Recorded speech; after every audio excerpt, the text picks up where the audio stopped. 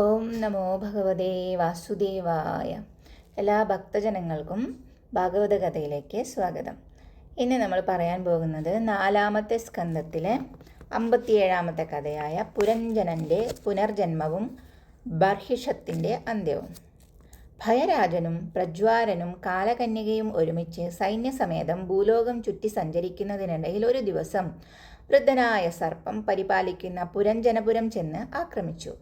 കാലകന്യക കൊട്ടാരത്തിൽ പ്രവേശിച്ച് സർവഭോഗങ്ങളും അനുഭവിച്ച് സുഖിച്ചു. അവൾക്ക് കീഴ്പ്പെട്ട പുരുഷന്മാരെയെല്ലാം അവൾ ദുർബലരാക്കി. എല്ലാ കവാടങ്ങളുടെയും യവന സൈന്യം അകത്തു കടന്നു. രാജ്യം മുഴുവനും കൊള്ളയടിച്ചു തച്ച് തകർത്ത് നശിപ്പിച്ചു.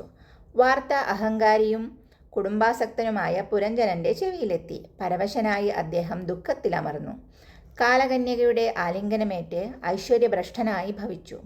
വിഷയലംബടനായപ്പോൾ വിവേകം നശിച്ചു. ഗന്ധർവന്മാരും യവന്മാരും ചേർന്ന് പീഡിപ്പിച്ചപ്പോൾ സ്വപുരം നിശേഷം തകർന്നു.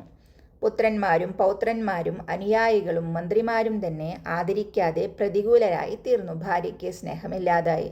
അയാളെ കാലകന്യക ഗ്രഹിച്ചപ്പോൾ ഐശ്വര്യം പടികടന്ന് പുറത്തുപോയി. പാഞ്ചാലദേശത്തിനും തനിക്കും ദുർഗതി വന്നതിൽ അദ്ദേഹം ദുഃഖിച്ചു. കന്യകയുടെ സ്വാധീനം പുരഞ്ജനനെ വിഷയങ്ങളിലേക്ക് ആകർഷിച്ചു. ഭാര്യാപുത്രാദികൾക്ക് അദ്ദേഹം വേണ്ടപ്പെട്ടവനല്ലായിരുന്നു. എന്നിട്ടും അവർക്കു വേണ്ടി അദ്ദേഹം ജീവിച്ചു. അവരെ കൊഞ്ചിച്ചും ലാളിച്ചും സ്നേഹിച്ചും വളർത്തി. ഗന്ധർവ യവനന്മാരുടെ ഉപദ്രവവും കാലകന്യകയുടെ മർദ്ദനവും വർദ്ധിച്ചപ്പോൾ രാജാവ് അവിടം വിട്ടു പോകുവാൻ നിർബന്ധിതനായി. ഒരു ദിവസം ഇരുട്ടുപരന്നു. ഭയരാജന്റെ ജ്യേഷ്ഠൻ പുരഞ്ജനപുരത്തെത്തി. പുരം കൊള്ളയടിച്ചു. കൊട്ടാരങ്ങളും മണിസൗധങ്ങളും തീവെച്ച് നശിപ്പിച്ചു. പുരം കാവൽക്കാരനും ഭൃത്യന്മാരും സൈന്യാധിപന്മാരും ബന്ധുക്കളും എല്ലാം അത് നോക്കി നിന്നു. ശത്രുക്കൾ ശക്തരാണ്. അവരോട് ഏറ്റുമുട്ടാൻ പുരഞ്ജനനും കൂട്ടരും അശക്തരാണ്. പുരം രക്ഷിക്കാൻ കഴിയാതെ വന്നപ്പോൾ പുരപാലകൻ തീ പിടിച്ച മരത്തിന്റെ പൊത്തിൽ നിന്ന് പാമ്പെന്ന പോലെ പുറത്തേക്ക് ചാടി രക്ഷപ്പെടുവാൻ തക്കം നോക്കി കാത്തുനിന്നു. പക്ഷേ അപ്പോഴും പുരഞ്ജനന്റെ മനസ്സിൽ ഞാനെന്നും എൻ്റേതെന്നുമുള്ള സ്വാർത്ഥ ചിന്തയും അഹങ്കാരവും വളർന്നു പന്തലിച്ചു നിന്നിരുന്നു. തൻ്റെ മരണശേഷം ഭാര്യയും മക്കളും എങ്ങനെ കഴിയും? പുരിയും ധനവും അന്യാധീനപ്പെട്ടു പോയാൽ സുഖജീവിതം തകരും. ഗൃഹധർമ്മങ്ങൾ നടക്കാതെ പോകും. എല്ലാം മറന്നാലും പ്രിയങ്കരിയായ ഭാര്യയുടെ ചിത്രം മനസ്സിൽ കൂടുതൽ കൂടുതൽ തെളിഞ്ഞു വന്നു. കഴിഞ്ഞുപോയ സംഭവങ്ങൾ ഓരോന്നായി ഓർക്കാൻ തുടങ്ങി. ഞാൻ ഉണ്ണാതിരുന്നാൽ അവൾ ഉണ്ണുകയില്ല. ഞാൻ കുളിക്കാതിരുന്നാൽ അവൾ കുളിക്കില്ല. ഞാൻ കോപിച്ചാൽ അവൾ ഭയന്നു വിറക്കും. ഞാൻ ആക്ഷേപിച്ചാൽ പാവം അവൾ ശബ്ദിക്കില്ല. ഞാൻ മരിച്ചാൽ ഭാര്യയും മക്കളും കപ്പൽ തകർന്ന് സമുദ്രത്തിൽ പതിച്ചവരെ പോലെ നിരാലംബരാകും. അവർക്ക് പിന്നെ ആരുണ്ട് തുണ? സ്വാർത്ഥ ചിന്തകൾ പെരുകി ഗൃഹനാഥൻ ദുഃഖത്തിലാർന്നു. പുരഞ്ജനന്റെ ദീനവിലാപം ആകാശത്തോളം ഉയർന്നു. കണ്ണുനീർ ധാരയായി ഒഴുകി. പക്ഷെ അപ്പോഴും ആ മുഖത്ത് സ്വാർത്ഥതയുടെയും ഭോഗസുഖങ്ങളുടെയും കരിനിഴലുകൾ കാണാമായിരുന്നു. നിലവിളി കേട്ട യവനേശ്വരൻ പുരാധിപനെ പിടിക്കാൻ കിങ്കരന്മാരോടൊപ്പം ഓടിയെത്തി. ഒരു മൃഗത്തെപ്പോലെ അവർ കയറുകൊണ്ട് അദ്ദേഹത്തെ കെട്ടിവരിഞ്ഞ് വലിച്ചിഴച്ച് ഗൃഹത്തിലേക്ക് കൊണ്ടുപോയി. അപ്പോഴേക്കും നാളിതുവരെ പുരിയെ പാലിച്ചു പോന്ന സർപ്പം ശത്രുവിനോട് ഏറ്റുമുട്ടാനാകാതെ പുരി ഉപേക്ഷിച്ചു പോയിരുന്നു. പുരിനാഥനും പുരിപാലകനും പോയപ്പോൾ പുരി നിലംപതിച്ചു, പ്രകൃതിയിൽ ലയിച്ചു. പുരഞ്ജനനെ പ്രജ്ഞയേറ്റു. തൻ്റെ പൂർവ്വപ്രവൃത്തികളൊന്നും അദ്ദേഹം ഓർത്തില്ല. പക്ഷെ അയാൾ നടത്തിയ യജ്ഞത്തിൽ ജീവനൊടുക്കിയ മൃഗങ്ങൾ കൂർത്തുമൂർത്ത തൻ്റെ കൊമ്പുകൾ കൊണ്ട് പുരഞ്ജനനെ കുത്തി മുറിവേൽപ്പിച്ച് കൂരിരുട്ടിലേക്ക് മറഞ്ഞു. കുറേ കാലം അവിടെ കിടന്ന് ദുരിതമനുഭവിച്ചു. സ്ത്രീ സംഘത്താൽ ദുഷിച്ച പുരഞ്ജനൻ ദേശകാല പരിച്ഛേദമില്ലാതെ ഇരുളിലാണ്ട് സ്വരൂപത്തെപ്പറ്റി ബോധമില്ലാതെ അനേക വർഷം ദുഃഖമനുഭവിച്ച് മരണസമയത്തുപോലും ഭാര്യയെ തന്നെ സ്മരിച്ച് കഴിച്ചുകൂട്ടി.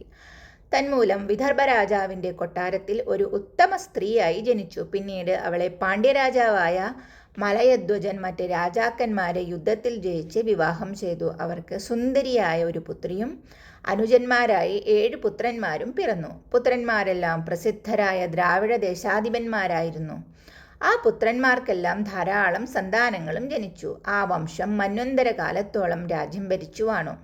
മലയധ്വജന്റെ പുത്രി ധൃതവ്രതയെ അഗസ്ത്യ മഹർഷി വിവാഹം കഴിച്ചു. അവർക്ക് ദൃഢപുത്രൻ എന്ന പുത്രനും ഇവന് ഇത്മാൻ എന്ന പുത്രനും പിറന്നു. കാലങ്ങൾക്കു ശേഷം മലയധ്വജൻ ഭഗവത് പ്രാപ്തി ആഗ്രഹിച്ച് പുത്രന്മാർക്കെല്ലാം തൻ്റെ രാജ്യം ഭാഗിച്ചു നൽകി. ശേഷിച്ച കാലം ഹരിയെ ഭജിച്ച് മലയപർവ്വതത്തിൽ കഴിച്ചുകൂട്ടുവാൻ തീരുമാനിച്ചു. സുന്ദരിയായ വിദർഭപുത്രി കൊട്ടാരവും പുത്രന്മാരെയും വെടിഞ്ഞ് രാജഭോഗങ്ങൾ ഉപേക്ഷിച്ച് ഭർത്താവിനെ പിന്തുടർന്നു.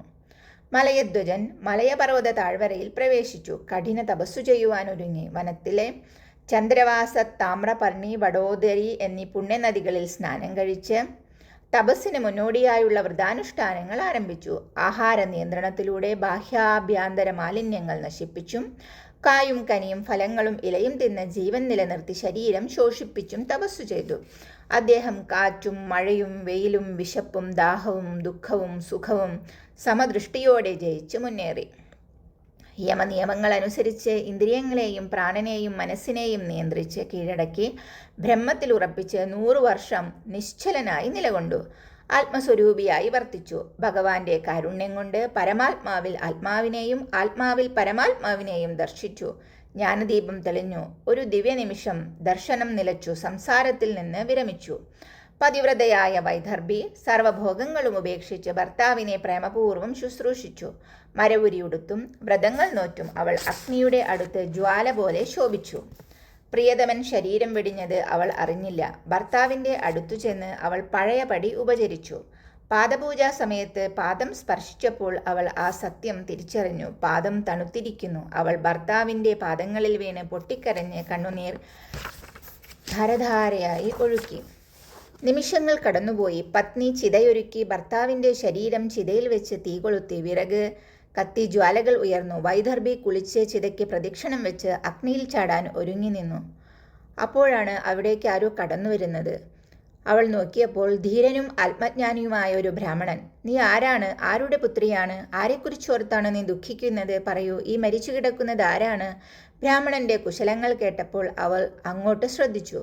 വ്യക്തമായി ഒന്നും മനസ്സിലായില്ല. പക്ഷേ ബ്രാഹ്മണൻ തുടർന്നു. പണ്ട് നിന്നോടൊപ്പം സഞ്ചരിച്ചിരുന്ന എന്നെ നീ ഓർക്കുന്നുണ്ടോ? ആ പേരറിയാത്ത തോഴനെ മറന്നുപോയോ? ഭൂമിയിലെ കാമഭോഗങ്ങളിൽ മുഴുകി അന്ന് നീ എന്നെ ഉപേക്ഷിച്ചു പോയി.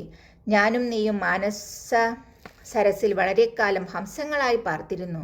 പിന്നീട് നീ ഭോഗാസക്തയായി എന്നെ വിട്ട് ഭൂമിയിലേക്ക് പോയി. അവിടെ ഏതോ ഒരു സ്ത്രീ നിർമ്മിച്ച പുരം നീ കണ്ടെത്തി. ഓർത്തു നോക്കൂ.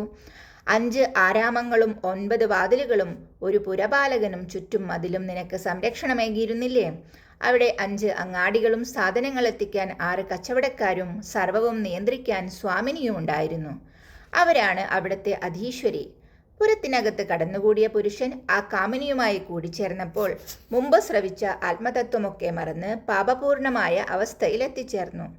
നീ വിദർഭ രാജാവിൻ്റെ പുത്രിയല്ലാതായി. വീരൻ നിന്റെ ഭർത്താവുമല്ല. പൂർവജന്മത്തിൽ ആത്മാവിനെ പുരുഷനായി കരുതിയതും ഇപ്പോൾ പതിവ്രതയായ സ്ത്രീയായി വിചാരിച്ചതും എല്ലാം വെറും മായയാണ്. രണ്ടും വാസ്തവമല്ല. സത്യത്തിൽ നമ്മൾ രണ്ടുപേരും പരിശുദ്ധരാണ്. വാസ്തവസ്ഥിതി അറിയുക. ചുരുക്കത്തിൽ ഞാൻ തന്നെയാണ് നീയെന്നും നീ തന്നെയാണ് ഞാനെന്നും അറിയുക. വിവേകികൾ നമ്മൾ തമ്മിൽ തെല്ലും ഭേദം കാണുന്നില്ല. മനുഷ്യൻ സ്വശരീരത്തെ കണ്ണാടിയിലും മറ്റൊരുവൻ്റെ കണ്ണിലും യഥാക്രമം ഒന്നിൽ വലുതായും നിർമ്മലമായും സ്ഥിരമായും മറ്റൊന്നിൽ ചെറുതായും മലിനമായും സ്ഥിരമല്ലാതെയും കാണുന്നു. അതുപോലെ നാം തമ്മിൽ വ്യത്യാസമുള്ള പോലെ തോന്നുന്നു. സർവേശ്വരൻ്റെ പ്രേരണയാൽ ക്ഷേത്രജ്ഞനായ ജീവൻ സ്വന്തം സ്വരൂപത്തിൽ തന്നെ നിലകൊണ്ട് ഭഗവാന്റെ വിയോഗത്താൽ നഷ്ടപ്പെട്ട ജ്ഞാനം വീണ്ടും പ്രാപിക്കുന്നു. പുരഞ്ജൻ്റെ കഥ ആധ്യാത്മതത്വം കൂടി വെളിവാക്കുന്നു. നാരദ മഹർഷി കുറെ കൂടി വ്യക്തമായ രീതിയിൽ മഹർഷിത്തിനോട് കാര്യങ്ങൾ പറഞ്ഞ് അദ്ദേഹം തുടർന്നു. പുരഞ്ജനൻ ക്ഷേത്രജ്ഞനായും ജീവനായും അറിയപ്പെടുന്നു. ഹരേ കൃഷ്ണ. ഓം നമോ ഭഗവതേ വാസുദേവായ. ഇതിൽ ഭഗവാൻ ഭഗവത്ഗീതയിൽ പറഞ്ഞു തന്ന അതേ തത്വങ്ങൾ തന്നെയാണ് ഇതിൽ ഒരു കഥ രൂപത്തിൽ നമുക്ക് മനസ്സിലാക്കി തന്നത്. നമ്മൾ ശരീരമല്ല ആത്മാവാണെന്നും ആത്മാവിന് വേണ്ടിയാണ് നമ്മൾ പ്രവർത്തിക്കേണ്ടതെന്നും നമ്മളുടെ ഒരു മനുഷ്യജന്മം കിട്ടിയത് നമ്മൾക്ക് ഭഗവാനെ അറിയാനും ഭഗവാന്റെ ദാസരായി കഴിയാനുമാണ് നമുക്ക് ഈ മനുഷ്യജന്മം തന്നതെന്നുള്ള ഒരു സമ്പൂർണ്ണ രൂപമാണ് ഇതിൽ പറയുന്നത്. അപ്പം ഇനി ഇതിൻ്റെ അടുത്ത ഭാഗം അടുത്ത ദിവസം വായിക്കാം. ഹരേ കൃഷ്ണ. സർവം കൃഷ്ണാർപ്പണമസ്തു.